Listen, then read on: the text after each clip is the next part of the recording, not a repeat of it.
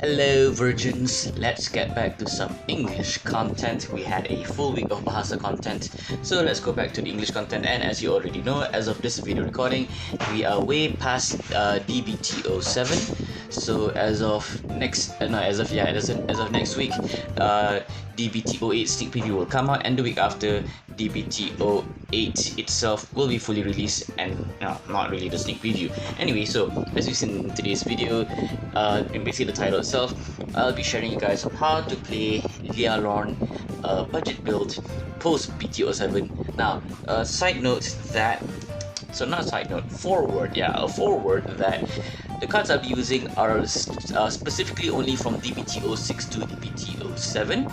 If you have any better card suggestion to make Lialon a good playable deck, even though running on commons and single rest, please leave them suggestions in the comment section, so that at least I can read them and I can try it out for myself.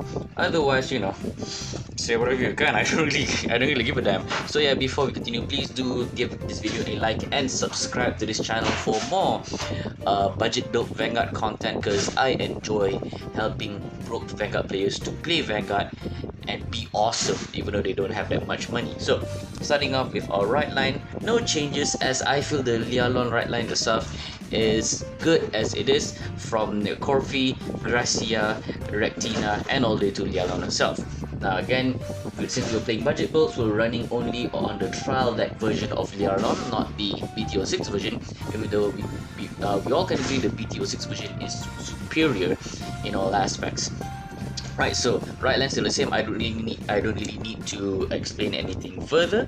You've seen my playstyle, so now I'm just gonna share you guys the contents of said playstyle with this deck. Next, 3 copies of Lialon, because why not? I think at this point everybody knows that you need Persona Right, and you need the Soul, and you need the Draw Engine. However, now I understand that most Vanguard formats, regardless of OG, Legion, Limit Break, Break Right, Generation Strike, Premium, VE, and now Overdress, and even the Bahasa format, that generally most players would be awesome by turn 4. But if you guys can help me find out a turn 3 option to win using only commons and single rest, please do let me know. But for now, run 3 extra copies of Lialon, just because in case you want that turn 4 Persona Right power up. So right, moving Lialon here.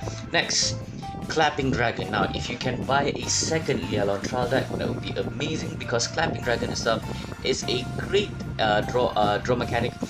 Even though it isn't really much of a +1, it's just more of a 1-to-1 exchange, but at least you get the substantial amount of support in terms of a +10k power up, as well as you get to draw 1 extra card. So again, you get good offenses for that particular turn when you called it, and you get some random optional cards for your supporting turn during your main phase. So right, but if possible, I would recommend either run a maximum of 3 copies of Clapping Dragon, since it doesn't have any defensive capabilities, or be like me, just run 2, because the trial deck only comes with like 2 copies of it. Okay, next up, from BT06, and I'm never gonna change Flutter Dragon unless I can get a better card. So as you already know, Flutter Dragon becomes a 16k attacker when for every time your rearguard boosts your Vanguard, so it's an assured 16k. However, if there are any further support that will allow Lialon to be boosted by 5 units simultaneously, I can see that this thing can become a brilliant 20k attacker. But for now, a maximum of 16k power up, and then with a boost, and why am I to complain? So keep it at 4. Just Viara, same thing, keep it at 4, just because yes, I'm well aware she can only be fully functional as a boosting unit. However, running at 4 just so that you can have that consistency to draw it out early, so you can give Lialon some resources for her soul, and you get to draw yourself some extra cards. Why not? So keep it at 4. Now this is one of the cards that I enjoy seeing in BT07, the Noblesse Flit. Now the Noblesse Flit becomes a 13k base of either boosting or attack This is because if your opponent's Vanguard is at grade 3, it gets plus 5k. So in a sense that if you move second, then yes, you get the benefit of having the plus 5k. But if you go first, less likely you get to turn 3. And yes, I'm well aware that you have a better option of running this one card that I kind of foolishly replaced, but I still stand by my stance on this, which is here we are, your marching debut Purette. Now Purette, okay, yes, I would say Purette is way better because by turn 3 it can become a 13k base only during your turn. However, knowing the current meta, basically knowing how players play nowadays, I would much rather have a 13k base in case I'm facing a long game, rather than having a 13k base that's only limited during my turn. Yes, I understand that the conditions are quite easy to pull off, but you know, I like to keep things safe, and as a budget build, I would recommend if you to opt for Nosebleed Fit, make sure that you only go second, so at least you can benefit this better. Okay, so moving on, Yield Elf, keep it at 2. Just because it's a draw engine and you don't really run that much counter blast to begin with, because Liana herself runs only soul blast, and your only other counter blasting units are just on place ability. So just leave it under rear guard. You got nothing better to do.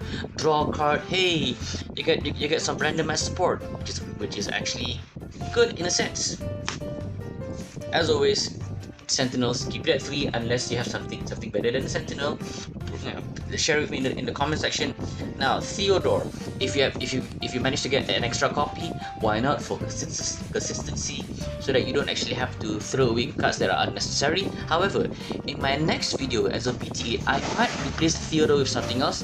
This is because I realized that Rectina can call any grade 1 or less trigger from the drop zone upon riding into Lialon. But I'll just keep my options open. Once BTA comes out, then I'll share with you guys an update video. So as of now, Theodore, keep it at 3 unless you get an extra copy. Go ahead, run for Theodores. Trigger lineup, over triggers. You just gotta love this Stoichia over trigger. It's really good.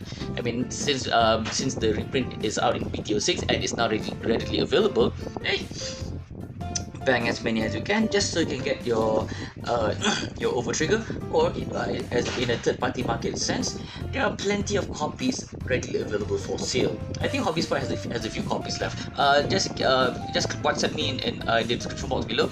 I'll see if I have any. I'll sell some to you guys. No big, it's just my way of saying thanks for subscribing and watching this video. Next critical, run 8 copies unless your rear guards have capabilities of generating their own criticals. You can change the criticals to a front trigger instead. Front triggers only run 3, just because again, if your rear guards can generate some critical, at least you can build better pressure with front triggers. Personally, I would like to play front triggers only. However, even if you have like a huge amount of power and your opponent's is standing on 2, 3 or even lesser damage, doesn't push much of a threat unless if it's some sort of an on-hit ability which can ruin the benefits of your opponent. Heal trigger, run 4 unless you want to go gung-ho, get rid of the heals and run maybe 7 fronts and 8 critical triggers, just you can go all out gung-ho beating up your opponent. Okay, now order cards. I'm running 2 copies of Happy Dreaming Festa. I like this thing because it's a great deck filter and you don't necessarily have to call immediately 2 cards. You can call up to 2 grade 1 cards, so you can either call 1 or call 2, doesn't matter. And it's just a beautiful deck filter.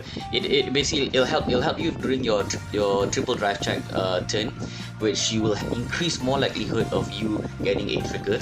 And next, Sympathize DB. Now I know that in the last video I enjoyed playing this order, Sweets Become an Evil Dream, just because you get that foreshadow of potential trigger units. However, as a player, I would rather deal my cards in facts, where the fact is that I get to give one of my units 10,000 power, which is better. Or yeah, of course I have to superior call a card first, then I get to then I can give that unit 10,000 power, which is quite limiting. But at least I know what am I playing and what am I calling, rather than hoping for a random bonus that may or may not benefit me the least bit. So I guess that's my justification of running that particular card, I guess. And next, you know what it does. I don't have to read it for you guys, unless reading is hard. So yeah, I guess that should be it. Now, in terms of changing to certain cards that may fit better to your playstyle, now two options: either change Sympathize DB with this one if you really want that foreshadowing ability, and the other great one, change it to Purite if, let's say, you really want to go for a fast game, which is Purite. Fast game in the sense that if you go first, even if you go second, you still get to benefit this, as long as you can meet the requirements of having 3 or more grade 1 or less regards that on your side of the field. So that should be it. Now, thanks again for watching this video. Please do, again, like, comment, and subscribe to this channel and whatever videos I upload, because I will either post Vanguard Bahasa content or Vanguard English content, but I'll try to diversify my content so I can further entertain you guys with whatever things I own in the hobby spot. So thanks again for watching. I'll see you guys in the next video. Goodbye.